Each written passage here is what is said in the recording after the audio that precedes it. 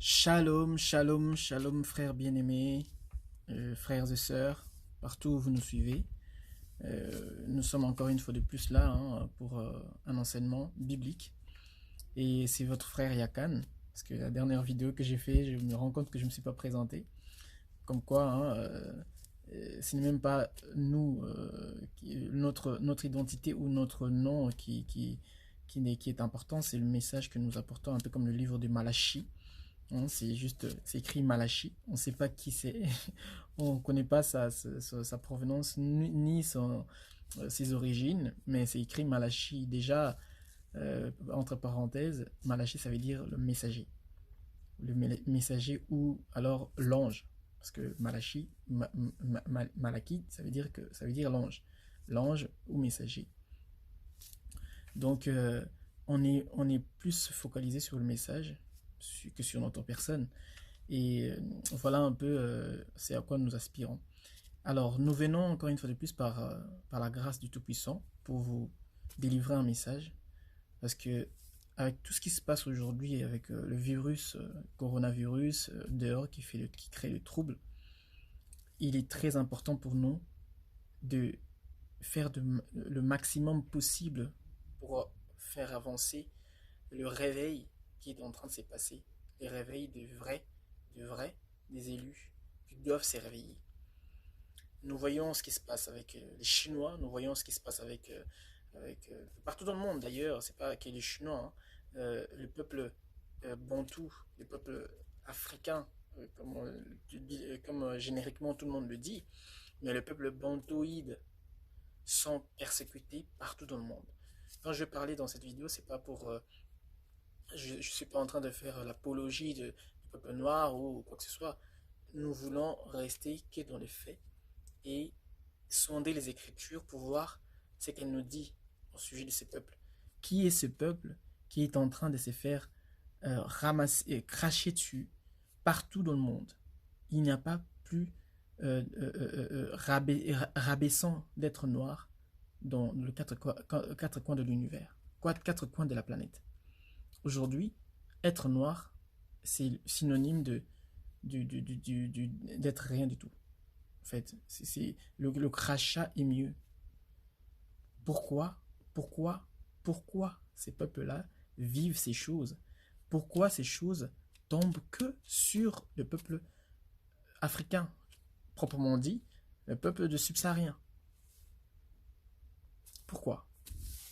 Alors, déjà pour commencer, les enseignements que nous, on a reçus, les enseignements que nous, on a entendus quand on était dans le christianisme, dans le christianisme classique, c'est que l'homme noir est maudit parce que Canaan est maudit. Canaan a été maudit parce que Noé a parlé, enfin, Cam a vu la nudité de son père, ainsi de suite. Vous connaissez l'histoire, on va les lire, mais on nous dit précisément que si l'homme noir est maudit parce que Noé a maudit Canaan. Ça, c'est l'enseignement qu'on nous a balancé pendant très longtemps. Avant de commencer, nous, parce qu'on va remettre cet enseignement en question, on va voir pourquoi. Pourquoi est-ce que on doit d'abord remettre cet enseignement en question, d'où nous prenons cette initiative, en fait, c'est les Écritures. Les Écritures nous disent de déraciner avant de planter. S'il y a une mauvaise plante qui a été plantée, on doit avant tout le déraciner afin de planter la bonne. Ça, c'est les préceptes. On va lire. On est dans le livre de Jérémie. Jérémie, Jérémie 1, Jérémie 1, verset 10.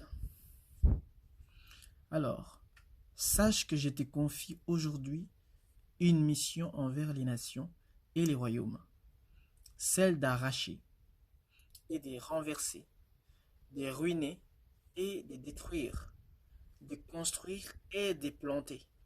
Amen. Je vais recommencer.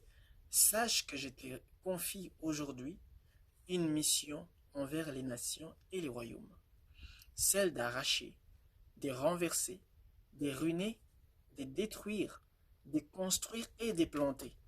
Bien aimé, ce que nous allons faire, on ne va pas venir vous enseigner des choses tant qu'il y a des enseignements qui est ancré, qui a été s'aimer en nous depuis longtemps, dans laquelle on a cru que c'était la vérité, en fait.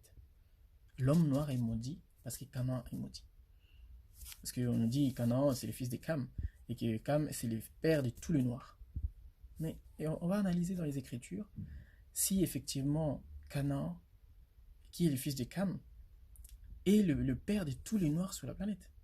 Ça voudrait dire quoi? Ça voudrait dire que Cam, qui est le fils de Noé, c'est lui qui a peuplé tous les noirs sur la planète, et que ses frères, Sem et Japheth, eux étaient quoi en fait? Eux, ils étaient quoi? Alors, ici, cette vidéo n'est pas pour parler du racisme. Non, nous, on va lire les Écritures, on va analyser les Écritures. Ensuite, on va mettre ces Écritures-là dans la lumière de tout ce qui se passe aujourd'hui dans le monde. Et on va voir. Parce que il est l'heure, il est vraiment temps que le peuple du Tout-Puissant se réveille. Et que nous tous, que nous puissions aller vers les Écritures et qu'on comprenne ce qu'elle va nous dire. Parce qu'il est question de l'histoire de l'humanité. Il est question de notre histoire, en fait. Et on va lire encore un autre précepte pour, pour confirmer ce qu'on vient de lire dans le livre de Jérémie. Hein. On va confirmer. Comme ça, nous allons bien avancer. On va faire en sorte que cette vidéo ne soit pas très très longue. Et si ça se trouve, si il est loin, il est quand même long. Si elle est longue, la vidéo plutôt, qu'est-ce qu'on va faire? On va faire une série. Parce qu'il faut 2 Corinthiens 10. Donc on lit 2 Corinthiens 10.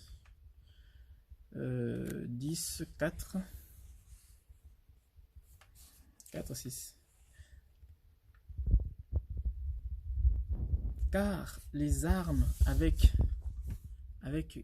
lesquelles nous combattons ne sont pas simples, ne sont pas simplement humaines. Elles tiennent leur puissance du Tout-Puissant, qui le rend capable de renverser des forteresses.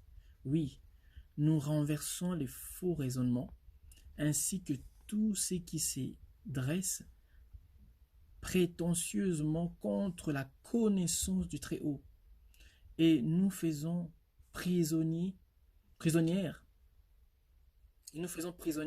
toute pensée pour l'amener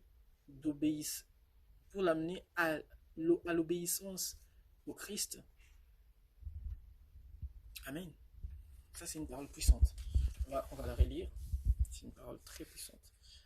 Car les armes avec lesquelles nous combattons ne sont pas simplement humaines. Voilà, nos armes ne sont pas seulement humaines. Elles tiennent leur puissance, les armes que nous combattons tiennent leur puissance de Tout-Puissant qui les rend capables de renverser des forteresses. Oui, nous renversons les faux raisonnements, ainsi que tout ce qui se dresse prétentieusement contre la connaissance du Très-Haut. Et nous faisons prisonnière toute pensée pour l'amener à l'obéissance de Christ. C'est la version Semeur. Hein? C'est la version Semeur. C'est-à-dire que il y a des raisonnements, il y a des enseignements qui a créé des forteresses en nous. Il y a des enseignements qui ont créé, qui a créé des raisonnements en nous. Et ces raisonnements sont devenus des forteresses dans lesquelles la vérité ne peut plus rentrer en fait.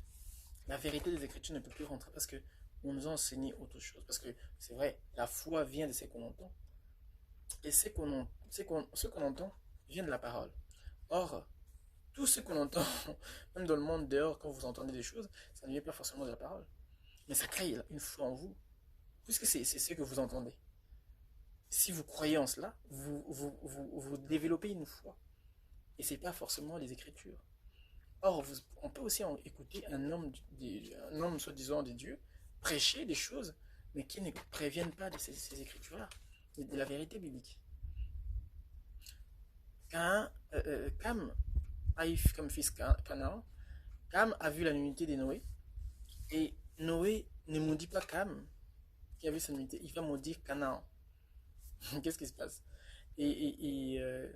Tout le noir du monde, d'ailleurs, ça a été un élément qui a poussé le genre à mettre le noir en esclavage. Parce qu'on dit, oui, voilà, Canaan a été maudit, donc ils sont maudits, donc il faut le mettre en esclavage. Est-ce que c'est la vérité biblique? Est-ce que même Canaan est le père de tous les noirs sur la planète? Et Sem et Japhet étaient de quelle couleur? C'est la bonne question. Noé lui-même, il était quoi? Donc Noé était blanc, il avait donné naissance à un noir, à un jaune et à un blanc. C'est juste, c'est juste pas possible. On va aller analyser écoutez, lire un peu cette doctrine.